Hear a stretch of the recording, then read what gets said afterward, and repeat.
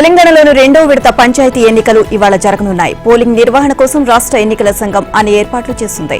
Schedule ప్రకారం రెండో విడతలో మొత్తం 4332 సర్పంచ్ స్థానాలకు ఎన్నికలు జరగాల్సి ఉండగా 415 స్థానాలు ఏకగ్రీవమయ్యాయి. రిజర్వేషన్లు, ఇతర సమస్యలతో 6 గ్రామాల్లో ఎన్నికలు జరగడం లేదు. దీంతో ఇవాళ 3911 సర్పంచ్ స్థానాలకు పోలింగ్ జరగనుంది. బరిలో 13,128 మంది అభ్యర్థులు నిలిచారు. ఇక ఈ విడతలో 38,342 వార్డు సభ్యుల స్థానాలకు ఎన్నికలు జరగాల్సి ఉండగా 8,304 స్థానాలు ఏకగ్రీవమయ్యాయి. 107 వార్డు స్థానాల్లో నామినేషన్లు వేయలేదు. దీంతో 29,903 వార్డు స్థానాలకు ఎన్నికలు నిర్వహించనున్నారు. ఈ స్థానాల్లో 78,158 మంది అభ్యర్థులు పోటీ పడుతున్నారు. ఈ దఫాలో 57,22,565 మంది ఓటర్లు ఓటు హక్కును వినియోగించుకోనున్నారు. 193 మండలాల్లో జరిగే రెండో విడత ఎన్నికల కోసం 38,337 పోలింగ్ కేంద్రాలను ఏర్పాటు చేశారు. ఇవాళ ఉదయం 7 నుంచి మధ్యాహ్నం 1 గంట వరకు పోలింగ్ జరగనుంది. మధ్యాహ్నం 2 గంటల నుంచి ఓట్ల లెక్కించి ఫలితాలను ప్రకటిస్తారు. సాయంత్రం ఉప సర్పంచ్ ఎన్నికలు నిర్వహిస్తారు. యాదాద్రి భువనగిరి జిల్లా భువనగిరి మండలం బస్వాపురంలో 9వ వార్డులో పోటీలో ఉన్న వనగంటి లక్ష్మి మరణించారు. అయినప్పటికీ ఇవాళ యథావిధిగా ఆ వార్డులో ఎన్నికలు నిర్వహిస్తామని తహసీల్దార్ తెలియజేశారు. రాహుల్ గాంధీకి ఫుట్బాల్ మ్యాచ్ మీద ఉన్న శ్రద్ధ చనిపోతున్న రైతులు, విద్యార్థులపై లేదని బీఆర్ఎస్ మాజీ మంత్రి హరీష్ రావు ధ్వజమెత్తారు. తెలంగాణలో మెస్సీతో ఫుట్బాల్ ఆడేందుకు కోట్ల రూపాయలు ఖర్చు చేస్తున్న రేవంత్ గురుకులాల్లోని పిల్లలకు మంచి భోజనం పెట్టలేకపోతున్నారని మండిపడ్డారు. బార్లింగంపల్లిలోని మైనార్టీ గురుకుల పాఠశాలలో కలుషిత ఆహారం తిని అస్తవ్యస్తకు గురై కింగ్ కోటి ప్రభుత్వ ఆసుపత్రిలో చికిత్స పొందుతున్న విద్యార్థులను హరీష్ రావు పరామర్శించారు. ఇక తెలంగాణలో దాదాపు 300 మంది రైతులు ఆత్మహత్య చేసుకున్న 160 మంది ఆటో డ్రైవర్లు, 116 మంది విద్యార్థులు చనిపోయినా రాలేని రాహుల్ గాంధీ ఫుట్బాల్ మ్యాచ్ చూడడానికి మాత్రం ప్రత్యేక విమానంలో వచ్చారని విమర్శించారు. గురుకుల పాఠశాలలో పురుగులు అన్నం తిని విద్యార్థులు ఆగమైపోతుంటే సీఎం రేవంత్ ను అడిగే బాధ్యత లేదా అని ప్రశ్నించారు. రేవంత్ చెప్పేది విజన్ 2047 కాదని, విద్యార్థుల పాలిట పాయిజన్ 2047గా మారిందని దుయ్యబట్టారు. ఇవాళ ఓట్ చోరీకి వ్యతిరేకంగా ఢిల్లీలో చేయనున్న ధర్నాలు సీఎం రేవంత్, రాహుల్ గాంధీ, కాంగ్రెస్ పాలిత రాష్ట్రాల ముఖ్యమంత్రులు, కీలక నేతలు పాల్గొననున్నారు. ఇవాళ ఓట్ చోరీకి వ్యతిరేకంగా ఢిల్లీలో చేయనున్న ధర్నాలు సీఎం రేవంత్, రాహుల్ గాంధీ, కాంగ్రెస్ పాలిత రాష్ట్రాల ముఖ్యమంత్రులు, కీలక నేతలు పాల్గొననున్నారు. ఓటు చోరీ ఆరోపణలపై కేంద్రంలోని మోదీ ప్రభుత్వానికి వ్యతిరేకంగా కాంగ్రెస్ పార్టీలు ఢిల్లీలో ఈ నిరసన తెలియజేయనున్నారు. ఏపీలో స్థానిక సంస్థల ఎన్నికలు సమీపిస్తున్న వేళ కూటమి ప్రభుత్వం గ్రామాలకు అభివృద్ది బాటలు వేస్తోంది. గత ప్రభుత్వంలో తీవ్ర నిర్లక్ష్యానికి గురైన పంచాయతీలకు నూతన వైభవం తీసుకొచ్చేలా ముందుకు సాగుతోంది. స్థానిక ఎన్నికలకు ముందస్తు వ్యూహాలను సిద్దం చేసుకుంటుంది. ప్రస్తుత పంచాయతీల గడువు వచ్చే ఏడాది ఏప్రిల్ 2తో ముగియనుంది. వెనువెంటనే ఎన్నికల నిర్వహణ చేపట్టనున్నారు. ఎన్నికల కంటే ముందుగా పంచాయతీల అభివృద్దిపై ప్రభుత్వం దృష్టి సారించింది. CM Chandrababu, deputy CM Pawan Kalyan గ్రామాల్లో మౌలిక సదుపాయాల కల్పనపై దృష్టి సారించారు. గ్రామాల్లో పూర్తి స్థాయిలో రహదారుల నిర్మాణానికి అవసరమైన నిధుల సమీకరణ ఇప్పటికే పూర్తి చేశారు. Special assistants to states for capital investment కింద ఇటీవల కేంద్రం 2,120 కోట్లను మంజూరు చేసింది. ఈ నిధులను గ్రామీణ ప్రాంతాల్లో రోడ్ల నిర్మాణానికి వెచ్చించనున్నారు. 15వ ఆర్థిక సంఘం నిధులు మరో 900 కోట్ల ఉపాధి హామీ పథకం కింద మరో 2,000 కోట్ల వరకు నిధులు కేంద్రం నుంచి రానున్నాయి. ఈ మొత్తం నిధులతో గ్రామీణ ప్రాంతాల ముఖ చిత్రాన్ని మార్చేందుకు ఏపీ ప్రభుత్వం సిద్దమవుతోంది. ఈ నిధుల ద్వారా వచ్చే ఏడాది మార్చి నాటికి గ్రామీణ ప్రాంతాల్లో అధిక శాతం రహదారుల నిర్మాణాన్ని పూర్తి చేయాలని లక్ష్యంగా పెట్టుకుంది. 2024-25 ఆర్థిక సంవత్సరంలో ఉపాధి హామీ నిధులు 2,000 కోట్లు వెచ్చించి 4,000 కిలోమీటర్ల మేర రహదారులను నిర్మించారు. 2025-26 ఆర్థిక సంవత్సరంలో మరో 2,000 కోట్లతో రోడ్ల నిర్మాణం జరుగుతోంది. పల్లె పండుగ పనులకు సంబంధించిన బకాయిలు విడుదలలో జాప్యం జరిగింది. ఆ పనులు చేపట్టిన వారిలో అసంతృప్తిని చల్లార్చేందుకు ఇప్పటికే చాలా వరకు బకాయిలు విడుదల చేశారు. మరో 200 కోట్ల బకాయిలను త్వరలో విడుదల చేయడానికి సిద్దమవుతున్నారు. ఏపీ ప్రజలకు అభివృద్ది, సంక్షేమ ఫలాలను అందించడంలో రాజీ పడొద్దని జనసేన పార్టీ శ్రేణులకు ఆ పార్టీ అధ్యక్షుడు, ఉప ముఖ్యమంత్రి పవన్ కళ్యాణ్ పిలుపునిచ్చారు. ప్రజలు తమ సంక్షేమంతో పాటు ప్రాంత అభివృద్దిని కూడా కోరుకుంటున్నారు అనేది మర్చిపోవద్దు అని హితబోధ చేశారు. పార్టీకి చెందిన ఎమ్మెల్యేలతో మంగళగిరిలోని తన క్యాంపు కార్యాలయంలో 1-to-1 సమావేశాలను నిర్వహించాలి అని పవన్ కళ్యాణ్ నిర్ణయించారు. వారికి కనీసం ఒకరిద్దరిని కలవాలి అని ఆయన భావిస్తున్నారు. ఇక శనివారం ఈ కార్యక్రమాన్ని ప్రారంభించిన ఆయన పోలవరం ఎమ్మెల్యే షెర్రీ బాలరాజుతో భేటీ అయ్యారు. గత ఏడాదిన్నర కాలంలో పోలవరం నియోజకవర్గంలో చేపట్టిన అభివృద్ది కార్యక్రమాలు, పంచాయతీరాజ్ నిధుల వినియోగం, ఎన్ఆర్జీఎస్ పనుల పురోగతితో పాటు ప్రభుత్వ పథకాల అమలు తీరు, వ్యవసాయ సంబంధిత అంశాలు, యువత ఉపాధి అవకాశాలపై పవన్ కళ్యాణ్ సమీక్షించారు. అభివృద్ధి, సంక్షేమం విషయంలో ప్రజల సంతృప్తి స్థాయిని పెంచాలని నిర్దేశించారు. కూటమి ప్రభుత్వం నిర్దేశిత లక్ష్యంతో ముందుకు వెళ్తోంది అని, జనసేన ఎమ్మెల్యేలు కూడా ఆ దిశగానే పనిచేయాలని స్పష్టం చేశారు. పోలవరం నియోజకవర్గంలో జనసేన నాయకులకు లభించిన నామినేటెడ్ పోస్టుల వివరాలను అడిగి తెలుసుకున్నారు. తన నియోజకవర్గంలో చేపట్టాల్సిన అభివృద్ధి పనులపై ప్రతిపాదనలతో కూడిన వినతి పత్రాన్ని పవన్ కళ్యాణ్ కు బాలరాజు అందజేశారు.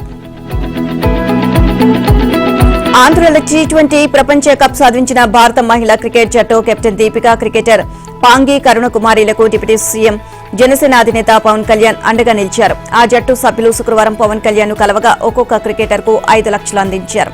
మ్యాచ్ ఫీజుతో తమ కుటుంబ సభ్యులు ఆకలి తీర్చినని ఆ సందర్భంగా దీపిక చెప్పిన మాటలకు పవన్ కళ్యాణ్ ఆవేదన చెందారు. 24 గంటల్లోనే ఆమె కుటుంబానికి అవసరమైన వస్తువులు, నిత్యావసర సరుకులు, నూతన వస్త్రాలను ఆమె ఇంటికి పంపించారు. జనసేన ఉమ్మడి అనంతపురం జిల్లా అధ్యక్షుడు ఆహుడా చైర్మన్ టీసీ వరుణ్, ఇతర నాయకులు శనివారం శ్రీ సత్యసాయి జిల్లా తంబాలహట్టిలోని దీపిక ఇంటికి ఆ సరుకులను చేర్చారు. అలాగే తమ ఊరికి రోడ్డు కావాలి సార్ అని దీపిక అడిగిన వెంటనే డిప్యూటీ సీఎం స్పందించి నిధులు మంజూరు చేశారు. దీపిక కుటుంబానికి ఇంటిని నిర్మించి ఇవ్వాలని గృహ నిర్మాణ శాఖ అధికారులను పవన్ కళ్యాణ్ ఆదేశించారని జనసేన నాయకులు తెలియజేశారు. అలాగే గృహ నిర్మాణం పూర్తి అయిన వెంటనే అవసరమైన వస్తువులను సమకూరుస్తామని చెప్పారు. దీపిక తల్లిదండ్రులు డిప్యూటీ సీఎంకు కృతజ్ఞతలు తెలియజేశారు.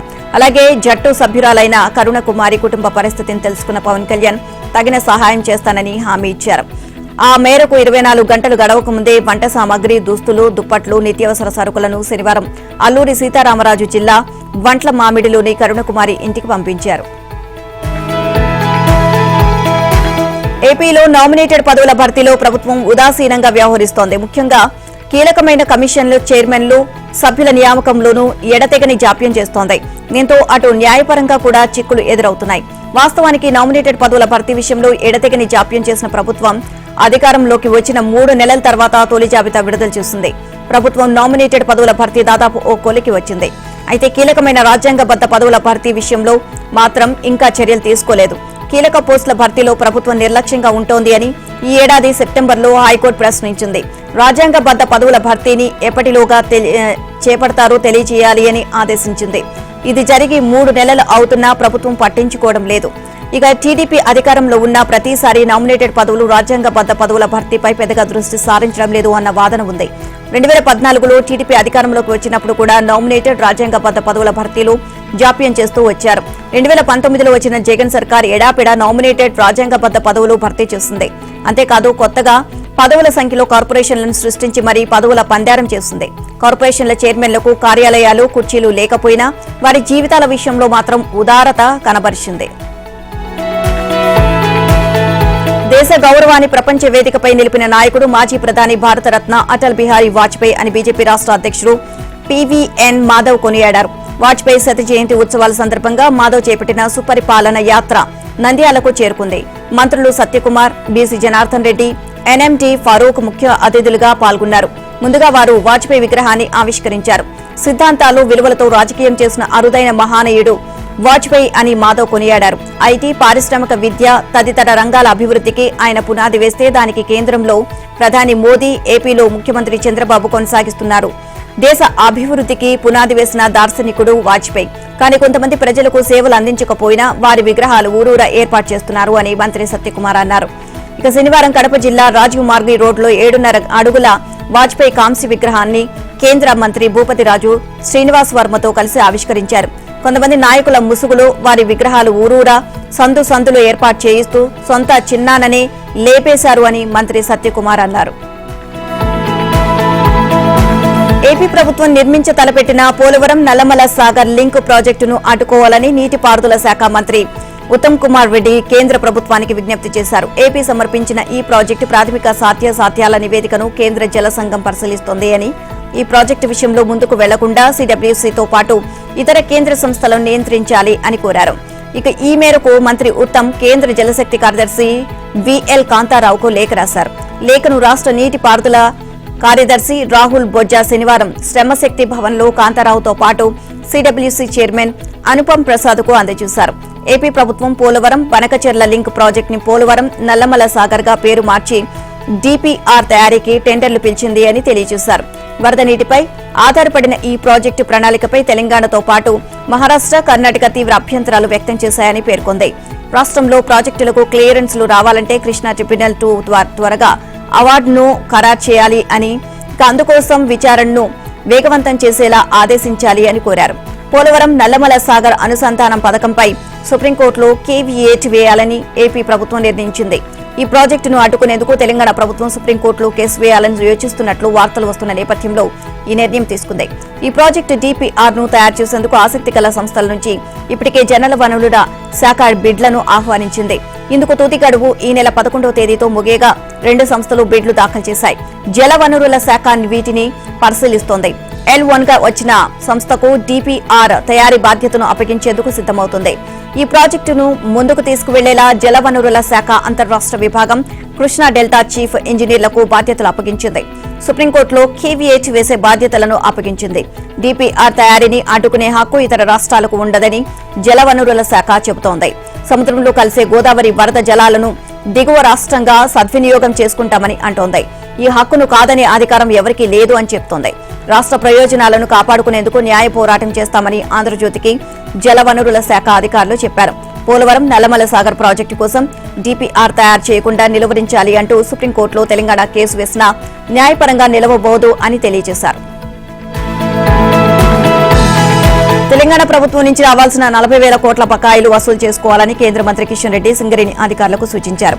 సింగరేణిలో బొగ్గు ఉత్పాదక వ్యయం భారీగా ఉందని, దీన్ని తగ్గించుకోవాలని, అదే సమయంలో బొగ్గు నాణ్యతను పెంచుకోవడానికి ప్రతి చోట కోల్ వాషరీలు ఏర్పాటు చేసుకోవాలి అన్నారు. సింగరేణి భవన్లో అధికారులతో కిషన్ రెడ్డి సమీక్ష నిర్వహించారు. ఇక ఉత్పాదక వ్యయం తగ్గించుకోవడానికి ఏ చర్యలు తీసుకోవాలి అనే దానిపై ఒక కమిటీ వేసి అధ్యయనం అనంతరం ముందుకు వెళ్లాలని సూచించారు. బొగ్గు రంగంలో తాము కొన్ని సంస్కరణలు తీసుకురానున్నాము అని చెప్పారు. సింగరేణి భవిష్యత్తు కోసం సమగ్ర కార్యాచరణ ప్రణాళికలు సిద్ధం చేసి అమలు చేయాలి అన్నారు.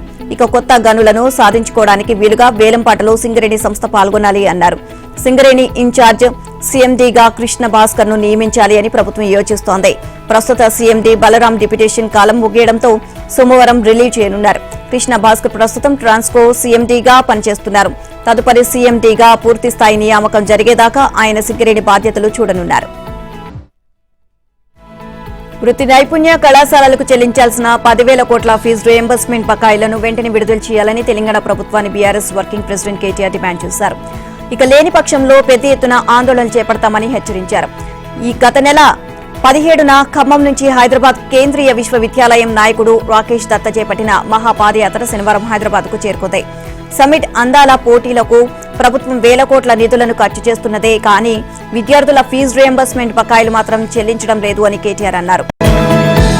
తెలంగాణలో సాఫ్ట్వేర్ కంపెనీలు కనీస సర్వీస్ బాండ్లపై సంతకాలు చేయించుకుని ఉద్యోగుల హక్కులను హరించడమే కాకుండా రాజీనామా చేస్తే నష్టపరిహారం చెల్లించాలని వేధించడాన్ని హైకోర్టు తీవ్రంగా తప్పుపట్టింది.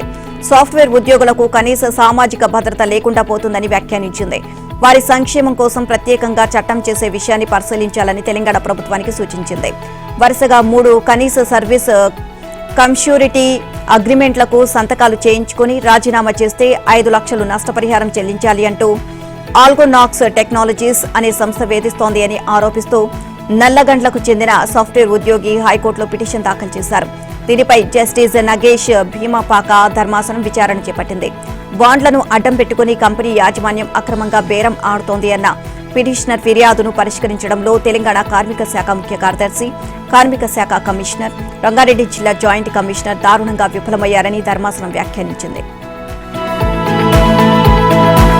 తెలంగాణ గ్రామ పంచాయతీ ఎన్నికల పోటాపోటీగా మారిన నేపథ్యంలో హైదరాబాద్తో పాటు ఇతర నగరాలు, పట్టణాల్లో ఉంటున్న ఓటర్లను స్వగ్రామాలకు రప్పించేందుకు సర్పంచ్ అభ్యర్థులు గట్టిగా ప్రయత్నిస్తున్నారు. ఓటర్ల జాబితాలో మీకు ఓటు ఉంది, దయచేసి ఊరికి వచ్చి ఓటేయండి అని అభ్యర్థిస్తున్నారు. గ్రేటర్ హైదరాబాద్ లో నివాసం ఉంటున్న లక్షలాది మందికి సొంత గ్రామాల్లో ఓటు హక్కు ఉంది. పంచాయతీ ఎన్నికల తొలి విడత పోలింగ్ గురువారం జరిగింది. వారం మధ్యలో కావడంతో హైదరాబాద్ నుంచి స్వల్ప సంఖ్యలోనే వెళ్లారు. కానీ రెండో విడత పోలింగ్ ఇవాళ ఉండడంతో చాలా మంది గ్రామాలకు ప్రయాణమయ్యారు.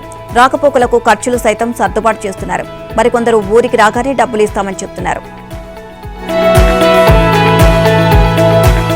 ఏపీ వ్యాప్తంగా స్క్రబ్ టైఫస్ జ్వర కేసులు పెరుగుతున్నాయి. గుంటూరు జిల్లాతో పాటు ఇతర జిల్లాలకు చెందిన బాధితులు పెద్ద సంఖ్యలో గుంటూరు జీజీహెచ్లో చికిత్స పొందుతున్నారు. ప్రస్తుతం 22 మందికి చెందిన చికిత్స అందిస్తున్నారు. వీరిలో 3 ఆరోగ్య పరిస్థితి విషమంగా ఉండడంతో ఐసీయూలో ఉంచారు. ఆసుపత్రి బి క్లాస్ విభాగంలో 14 పడకలతో స్ట్రెప్ టైఫస్ రోగుల కోసం ప్రత్యేక వార్డుని ఏర్పాటు చేశారు. ప్రస్తుతం ఈ వార్డు మొత్తం రోగులతో నిండిపోయింది. చికిత్సల కోసం వస్తున్న జ్వర బాధితుల అందరికీ స్ట్రెప్ టైఫస్ నిర్ధారణ పరీక్షలు చేస్తున్నట్లు సూపరింటెండెంట్ డాక్టర్ రమణ యశస్వి తెలియజేశారు. అదేవిధంగా మలేరియా, డెంగీ పరీక్షలు కూడా చేయిస్తున్నామని చెప్పారు. జిల్లాలో పలుచోట్ల పారిశుద్ధ్యం క్షీణించి స్ట్రెప్ టైఫస్ కారక చిగ్గర్ మైట్స్ సంఖ్య బాగా పెరిగినట్లు వైద్య వర్గాలు అంచనా వేస్తున్నాయి. పెరిగిన మైట్స్ వల్ల పలువురు ఈ జ్వరాల బారిన పడుతున్నారు. నేటి కాలంలో దేశాన్ని రాజకీయాలే శాసిస్తాయని మాజీ ఉపరాష్ట్రపతి వెంకయ్యనాయుడు అన్నారు. రాజకీయాలు చేసే వ్యక్తులు నీతి, నిజాయితీ, నైతిక విలువలకు కట్టుబడి పనిచేయాలి అన్నారు. హైదరాబాద్లోని అడ్వకేట్ జి వెంకట్ రెడ్డిని వెంకయ్య నాయుడు మర్యాదపూర్వకంగా కలిశారు. తాను రాజకీయాలకు దూరం అయినప్పటికీ దగ్గర నుంచి గమనిస్తున్నానని వెంకయ్యనాయుడు అన్నారు. రాజకీయ నాయకుల విమర్శలు కేవలం పార్టీల పరంగానే ఉండాలే తప్ప వ్యక్తిగతంగా విమర్శలు చేయరాదు అన్నారు. తెలుగు రాష్ట్రాల్లో చలి తీవ్రత కొనసాగుతుంది. ఏపీలో అనేక చోట్ల రాత్రి ఉష్ణోగ్రతలు సాధారణం కంటే 5 డిగ్రీలు తక్కువగా నమోదవుతున్నాయి. శనివారం అల్లూరి సీతారామరాజు జిల్లా అరకు లోయలో 3.3, డోంబ్రిగూడలో 4.1, ముచ్చంగిపుట్టలో 4.4, జి మాడుగులలో 4.8, చింతపల్లిలో 5.5, పాడేరులో 6.2 డిగ్రీల కనిష్ట ఉష్ణోగ్రతలు నమోదయ్యాయి. రాష్ట్రంలో ఈశాన్య రుతుపవనాలు పూర్తిగా బలహీనపడ్డాయి. ఈ నెల 16 తర్వాత రాయలసీమ, దక్షిణ కోస్తాల్లో చెదురుమదురు వర్షాలు కురిసే అవకాశం ఉందని వాతావరణ శాఖ తెలియజేసింది. కోస్తాలో చలిగాలుల తీవ్రత కొనసాగుతుందని పేర్కొంది. తెలంగాణలోని సంగారెడ్డి జిల్లా కోహీర్లో శనివారం ఉదయం రాష్ట్రంలోని అత్యల్పంగా 6.1 డిగ్రీల కనిష్ట ఉష్ణోగ్రత నమోదైంది. మెదక్ జిల్లాలోని దామచర్రాంచలో 8.2 డిగ్రీలు, సిద్దిపేట జిల్లా తిప్పారంలో 8.3 డిగ్రీల కనిష్ట ఉష్ణోగ్రత నమోదైంది. ఉమ్మడి మెదక్ జిల్లా వ్యాప్తంగా 50 ప్రాంతాల్లో సింగిల్ డిజిట్ ఉష్ణోగ్రతలు నమోదయ్యాయి. కొమరం భీం, ఆసిఫాబాద్ జిల్లాలోనూ చలి తీవ్రత కొనసాగుతోంది. హైదరాబాద్లో చలి తీవ్రత కొనసాగుతోంది. తెలంగాణలో ఇవాళ, రేపు చలిగాలులు వీచే అవకాశం ఉందని హైదరాబాద్ వాతావరణ కేంద్రం హెచ్చరించింది. ఉత్తర, మధ్య, తూర్పు, పశ్చిమ తెలంగాణలోని కొన్ని ప్రాంతాల్లో చలిగాలుల తీవ్రత ఉంటుంది అని పేర్కొంది. ఒకప్పుడు పెళ్లంటే అటు 7 తరాలు, ఇటు 7 తరాలు చూడాలి అనేవారు. ఇప్పుడు ఆ పరిస్థితి లేదు. ఏదేమైనా వివాహం చేసుకునే అమ్మాయి లేదా అబ్బాయి సోషల్ మీడియా ఖాతాలు వెతికి పరిశీలిస్తే చాలు. వారు ఎలాంటి వారో పూర్తిగా ఇట్టే తెలిసిపోతుంది. అయితే ఈ కారణంగానే పీటల వరకు వచ్చిన పెళ్లిళ్లు సైతం పెటాకులవుతున్నాయి. చివరి నిమిషంలో పెళ్లి రద్దు చేసుకోవడం ఇప్పుడు సర్వసాధారణంగా మారుతోంది. మధ్యప్రదేశ్లోని ఇండోర్లో 40 రోజుల్లో 150 జంటలు తమ వివాహాలను రద్దు చేసుకున్నాయి. అయితే ఇందులో 60 నుంచి 70% పెళ్లిళ్లు పెటాకులు కావడానికి కారణం సోషల్ మీడియాతోనే ముడిపడి ఉందని ఓ ప్రముఖ హిందీ దినపత్రిక ఇటీవల నిర్వహించిన పరిశోధనలో తేలింది. సోషల్ మీడియాలో వారి సంబంధాల గురించి చేసిన పాత పోస్టులు, వ్యాఖ్యలు, ఎమోజీలు లేదా వారి స్నేహితుల జాబితాలు కూడా కారణంగా ఉన్నాయి. జాతీయ స్థాయిలో ఉపాధి హామీ పథకంలో వేతనాలు భారీగా పెండింగ్ ఉన్నాయి. ఇక దేశవ్యాప్తంగా మొత్తం 1,340 కోట్ల బకాయిలు ఉంటే దీనిలో కేవలం 4 రాష్ట్రాలే సుమారు 1,095 కోట్లు చెల్లించాల్సి ఉంది. పెండింగ్ మొత్తంలో దాదాపు 80% ఆ 4 రాష్ట్రాల్లోనే ఉందని కేంద్ర గ్రామీణాభివృద్ధి శాఖ డేటా వెల్లడించింది. ఇక ఆ డేటా ప్రకారం డిసెంబర్ 5 నాటికి ఆంధ్రప్రదేశ్లో అత్యధికంగా 402 కోట్లు, కేరళలో 339 కోట్లు, తమిళనాడులో 220 కోట్లు, మధ్యప్రదేశ్లో 131 కోట్లు పెండింగ్లో ఉన్నాయి. ఎన్ఆర్ఈజీఏ సాఫ్ట్ డేటా ప్రకారం ఉపాధి హామీ పథకం కింద దేశంలో మొత్తం 27.64 కోట్ల మంది కార్మికులు ఉన్నారు. వీరిలో 12.16 కోట్ల మంది డిసెంబర్ 1 నాటికి క్రియాశీలకంగా ఉన్నారు. ఏపీలో మొత్తం 1.1 కోట్ల మంది ఉపాధి కార్మికులు రిజిస్టర్ అయి ఉండగా వారిలో 90.54% మంది క్రియాశీలకంగా పనిచేస్తున్నారు. ఈ విషయంలో ఏపీ 6వ స్థానంలో ఉంది. కానీ పెండింగ్ వేతనాలు చూస్తే దేశం మొత్తంలో 30% ఏపీలోనే ఉన్నాయి. కేంద్ర సమాచార కమిషన్ కొత్త చీఫ్ గా న్యాయశాఖ మాజీ కార్యదర్శి 1990 బ్యాచ్ రిటైర్డ్ ఐఏఎస్ అధికారి రాజ్ కుమార్ గోయల్ నియమితులయ్యారు. ఆయనతో పాటు మరో 8 మందిని కమిషనర్లుగా ఎంపిక చేస్తూ కేంద్ర ప్రభుత్వం నిర్ణయం తీసుకుంది. వీరిలో ఆంధ్రప్రదేశ్కు చెందిన సుధారాణి రేలంగి, రిటైర్డ్ ఐఏఎస్ సంజీవ్ కుమార్ జిందాల్ ఉన్నారు. ఈ మేరకు ప్రధాని మోదీ నేతృత్వంలోని త్రిసభ్య కమిటీ సిఫార్సులు చేసిందని అధికారులు వెల్లడించారు. సిఐసిగా రాజ్ కుమార్ గోయల్ చేత రాష్ట్రపతి ముర్ము సోమవారం ప్రమాణ స్వీకారం చేయించుకున్నారని తెలిపారు. Raj Kumar Goyal Arunachal Pradesh, Goa, Mizoram union territories cadre కు చెందిన ఐఏఎస్ అధికారి. ఆయన ఈ ఏడాది ఆగస్టు 31న న్యాయ మంత్రిత్వ శాఖ పరిధిలోని న్యాయ విభాగం కార్యదర్శిగా పదవి విరమణ పొందారు. గోయల్ కేంద్ర హోంశాఖలో కార్యదర్శితో పాటు కేంద్రం జమ్మూ కాశ్మీర్లో పలు కీలక పోస్టుల్లో పనిచేశారు. కొట్టి ఫార్మాట్లో తన స్థానాన్ని సుస్థిరం చేసుకున్న సంజు శాంసన్ ను ఫణంగా పెట్టిన భారత్ శుభ్మన్ గిల్ కు జట్టులో చోటివ్వడం బెడిసి కొడుతోంది. దక్షిణాఫ్రికాతో ఆడిన 2 టీ20లోనూ గిల్ ఘోరంగా విఫలమయ్యారు. ఈ నేపథ్యంలో 5 మ్యాచ్ల సిరీస్ లో భాగంగా ఇవాళ జరిగే 3వ టీ20 గిల్ కెరీర్ కు విషమ పరీక్షగా భావిస్తున్నారు. తనదైన శైలిలో మెరుపులు బెరిపించే కెప్టెన్ సూర్యకుమార్ యాదవ్ వరుసగా నిరాశపరుస్తుండడం జట్టుకు భారంగా మారింది. కాగా తొలి మ్యాచ్లో గెలిచి తమకు తిరుగులేదు అనిపించుకున్న భారత్ చండీగఢ్లో దారుణంగా చతికిలపడింది. టాస్ గెలిచిన మ్యాచ్లో బౌలింగ్, బ్యాటింగ్లో విఫలమైన భారత్ చిత్తుగా ఓడడం ఫ్యాన్స్ కు ఒక్క పట్టాన మింగుడు పడడం లేదు. ఈ క్రమంలో భారత జట్టుపై భారీగా ఒత్తిడి నెలకొంది.